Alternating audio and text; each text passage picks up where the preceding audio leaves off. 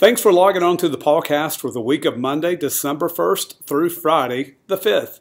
Hi, I'm Mr. Andrews. And I'm Mrs. Williams. And this is Rhodes. And here's what's happening on our team this week. In reading this week, we will be looking at myths, legends, fables, and folk tales. We will be looking at these from all over the world. In social studies, we will continue with our colonial tableau project. We'll be working on our speech and on our diary entry. Look at Mommy. Oh, you're just talented. This week in math, we're going to learn why we have to have common denominators or equal-sized parts before we can add or subtract fractions that have unlike denominators or unequal-sized parts. We'll also be adding and subtracting fractions and adding and subtracting mixed numbers. Sometimes we have to borrow and sometimes we have to carry when that happens.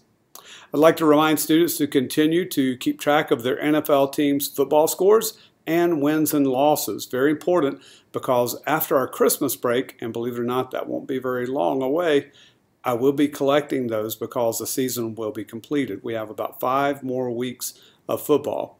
So don't get behind and wait till the last minute. Also, I want to encourage students who have not purchased stocks for the new stock market game that began Thanksgiving week and continues through December 31st. If you have not purchased stocks for your portfolio, do that soon. And if you have not created an account, please create an account. Of course, if you already have created a MarketWatch account, all you have to do is accept the invitation, and the password for our groups is Northern.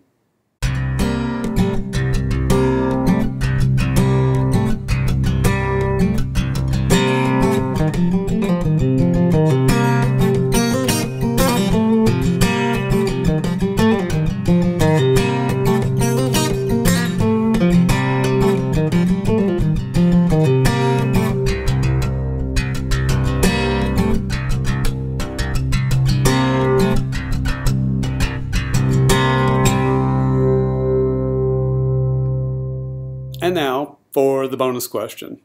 Let's have a little bit of fun with the bonus question this week. It has nothing whatsoever to do with what we teach in class or what we learn, but I would like for you to describe what word or what phrase do you hear Mrs. Williams say most often, and what words or word or phrase do you hear me say most often?